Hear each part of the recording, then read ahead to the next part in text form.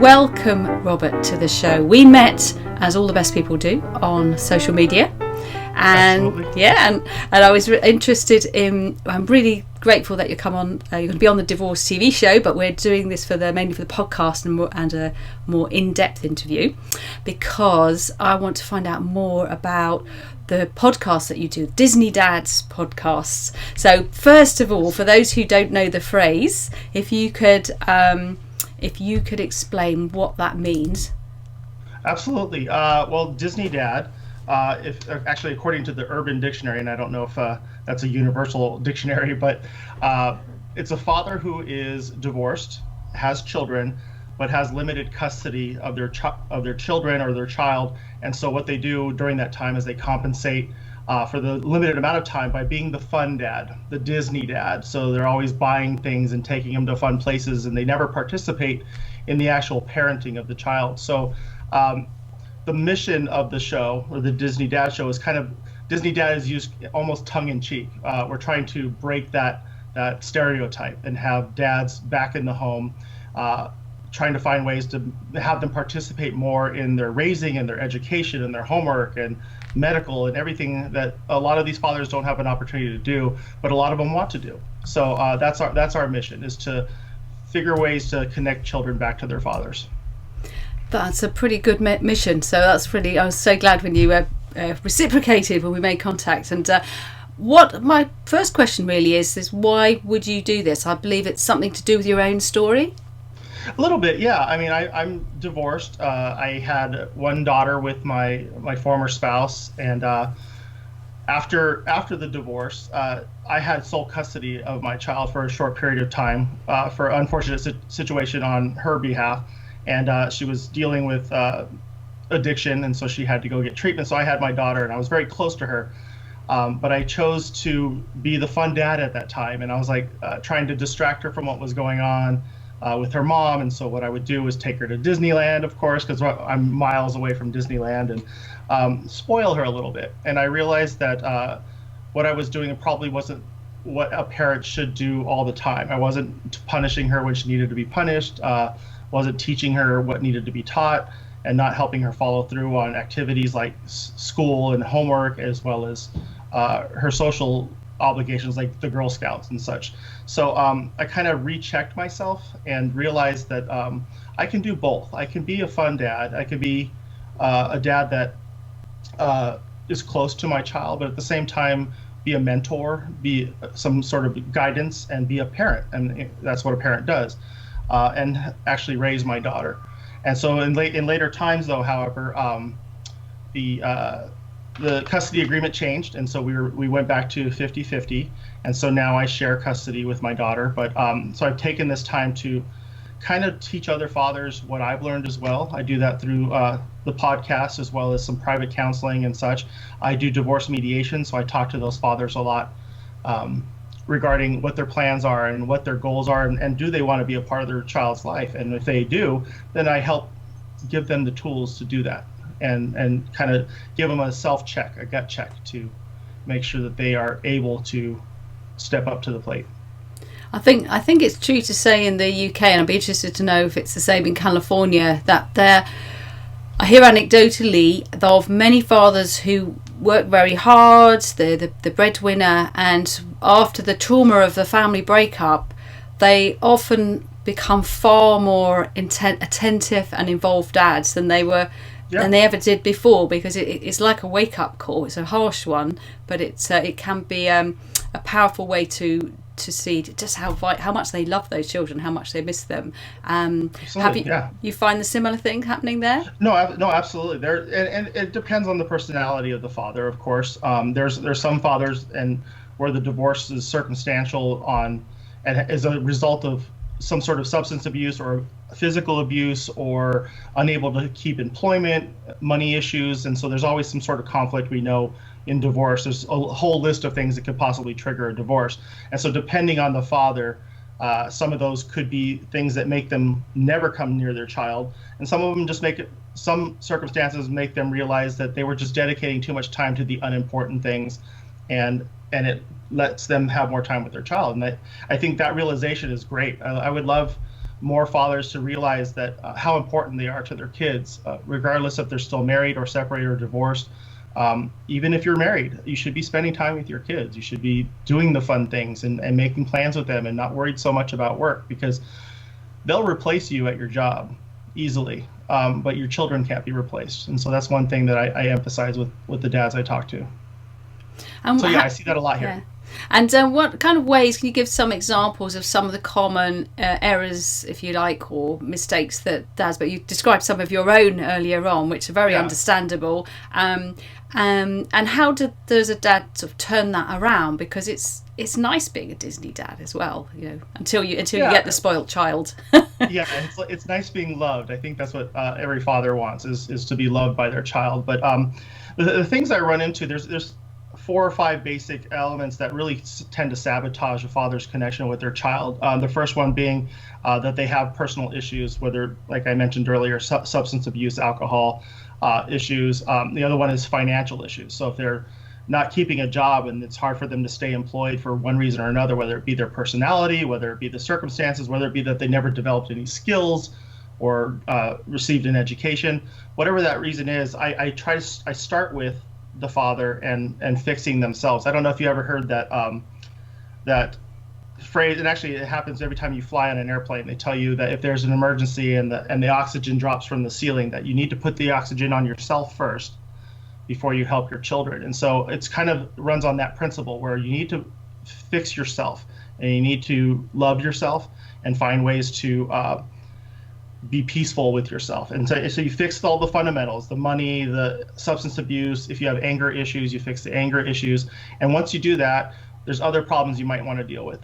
There might be a conflict with your former spouse. There's fighting and a lot of discontent. So sometimes you'll do stuff as a father to hurt the ex-wife, but then it ultimately hurts the child, and everything you do ends up hurting the child in the long run. So I kind of point that out to them, and that you could even go as far as just turning the relationship with your ex into some sort of a business relationship where you now are co-parents of this child, so you can communicate in a business sense. You don't have to be nice, you don't have to be mean, you definitely don't have to be mean, but just find a way to communicate that helps them. So dads tend to sabotage themselves with these things, not paying child support. They think that they're going to pay them back for all the bad things they did to them by not giving them a check. And they'll say things like, oh, she's spending it on her own self and doing whatever she wants to do with the money, which, you know what, she could probably do that, but she also has an obligation to take care of the child.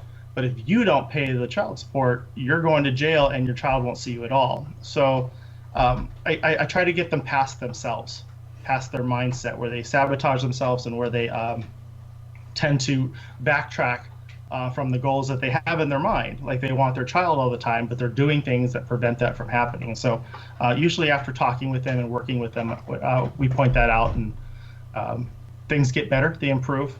I've yet to see one dad that doesn't get angry once in a while and kind of sabotage a little bit. I do that myself. If I have a disagreement with my ex-wife on education issues or what shows she's watching on television, I'll tend to speak up a little bit, and it might cause a little riff. It never gets loud or violent or anything like that, but it kind of rifts the communication a little bit. And so we may not talk for a couple of days or something silly. It's good to know you're human. Because it's always challenging, and it never stops being challenging. But it is, as you say, you learn so much about yourself. And I often say, even when they're co-parents being a bit difficult, I like to use the phrase difficult, they are, in a way, it's a gift, because they're giving us lots and lots of practice to be patient and lots of practice to be wiser. We wouldn't get that practice if they weren't helping us. Absolutely. You must be single mum's best friend. In the sense that you're helping educate the dads in a gentle, loving way that they will respect. My mind went a different direction there for a second. I said, "Oh, I do meet some single moms." I think, and actually, there's a lot of single moms that listen to my show, and there's a lot that contribute their stories and encourage me to see if I could talk to their husbands and work something out. There's a lot of emphasis on alienation of a child, where either the mother or the father is trying to find ways to prevent the other parent from seeing them at all. and those are the most heart-wrenching. But it's always out of spite. It's never. I mean, there's some issues where safety is a concern, but that doesn't mean they can't have visitation. That doesn't mean they can't talk to them on the phone. That doesn't mean that they, can't write letters or FaceTime or whatever they need to do to communicate and still be a part of their lives. A dad is going to still want to communicate with their child while he's working on himself. So if he's going through some sort of therapy or rehab for anger issues or alcohol, he should still be able to communicate with his child, because it's for the benefit of his child, not just his right. But the child needs to have the assurance that that person is there in their lives, because the insecurity is what causes behavioral issues in the children. And when they don't know what their schedule's like, and they don't know when dad's going to be there, and they don't know when mom's going to be there, they don't know how to cope. And so they act erratically, and they act like just little nasty children. And then the mom says, why are my kids so nasty? Well, it's because they're insecure, and they need to feel secure and structure. And so the moms come into play in that, because you have to communicate both sides. And I don't take sides. I don't necessarily say, I'm on the dad's side, he's right in this situation. I try to find a way to get them to communicate with each other. And if it's him that's, lacking in certain areas, then I work with him. And if I see that the mom is doing the same thing in certain areas, I'll mention it. I'll say stuff to her, because I don't want them to think that I'm pitting them against each other. So I could work out those issues separately, and maybe say, hey, why don't you also work on maybe your resentment towards your husband, and what are the actions that you're taking towards him? Are those why you're keeping your child away from him, or why you're taking him to court every 6 months? That kind of thing, where it's all about proving something to each other, and the child just gets left in the lurch, and they're insecure and sad, but they don't know how to communicate that. And until they're older, they're not going to be able to reciprocate or tell you that they feel nervous or sad or scared. So it's important to know, or check yourself as a parent, and know that you're doing this to your child. Fix it, because it's all about the child. And that's in my opinion. Yeah, no, I couldn't agree more. And although the children's safety is paramount, but I often say to people that even if their dad's in prison, they still need to have a relationship with their father, and it is key, because that's not just a nice thing to have in life. It actually is critical to their emotional and psychological development. I believe you do quite a bit of when one of the podcasts I listen to, you're quite big on the old stats and good hardcore information. Yeah, I mean, it's in the United States, there's 40% of children here don't have fathers, and that could be from several circumstances, whether it be the relationship didn't work out, their father passed away, the mother isn't quite sure who the father is, or they don't have them, or they're orphaned in general. 40% of these kids in this country don't have fathers, and so a lot of those circumstances you can't fix, but the ones that you can fix, I think we should try and educate. In fact, a lot of the programs that I work through, including fatherhood.gov and fatherhood.org, they have programs for fathers that are imprisoned, and so they're teachable classes that where you either do it over video like this, or we go into the prisons itself and coach these guys who want to be fathers to their kids on the outside, so they can communicate while they're in, know what to say, how to, not hide what you did, but not make them part of your problem, and build a relationship that when you get out is pure and strong, and there's no intimidation, and there's no delay in getting to know each other again. So we work with prisoners, we work with people who work long distance, that kind of stuff. So it's good. It's good for the kid. I wonder if there's any statistics about the reoffending rate of prisoners who have been able to go through that process, because for many people they've never had any kind of relationship counselling or support or communication skills, and it must be life-changing for them, not just the relationship with their children, but with how they deal with the rest of their lives. Yeah, I mean, it's difficult especially in prison situations, to get a person or a father to admit he needs the help. He's already battling with the courts, he's already battling with lawyers, he's already battling with his own demons, whatever caused him to be in there in the first place. And a lot of them won't settle down and realize that what's important on the outside, and use that as motivation to do better and be better and not commit any more crimes and do that. And so a lot of them push it away. A lot of them push away the idea, the treatment, and it's sad. So I would say it's a small percentage, 5%, maybe 10%, of inmates who are fathers participate or have at least some motivation to be a father, even while they're in, and hopefully have a good relationship when they get out and after they've paid for their crime, and hopefully won't ever do it again. But if they already are selfish and dealing with other issues, then they're gonna get back in, unless they also do like my programs where you fix yourself first. You got to fix your addictions, you got to fix your anger, you got to fix those kinds of things so that you could be ready to take care of another human being.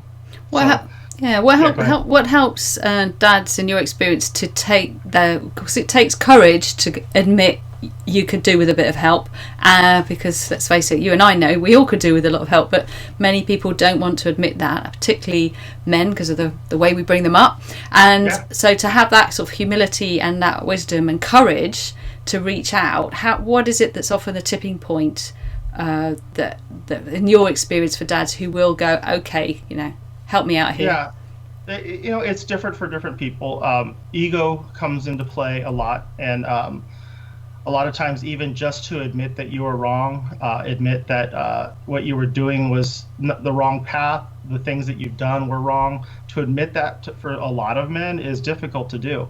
And I'm sure any wife or woman out there who's dealt with divorce knows that the men can be pretty stubborn, and they're not going to admit that because they want to maintain their quote unquote integrity, and they want to still be the strong person. So it's hard to get to that point depending on your personality. The ones that do tip, the ones that do find a way to change their way of thinking, are ones that have connected with their child in some way, or their child has voiced to them, Daddy, please, I want to see you. Daddy, will you be at my birthday party? Daddy, will you come to my school and see my play? When they realize that child is sincerely asking for them to be in their lives, they can sometimes move their train of thought. And the hard part is, and the bravery or courage, as you say, comes in admitting that you are not, or that you are human, and that you need help, and that you need to fix things, and actually saying it out loud, actually getting on the phone and talking, making an appointment with a therapist or going to a men's group, whatever you need to do to kind of flush that out, because there's nothing to be embarrassed about. Every man, whether it had been in their childhood or in their adulthood, has dealt with anger issues or some sort of vice that they've had to overcome in order to be mature adults and work in the field and be parents.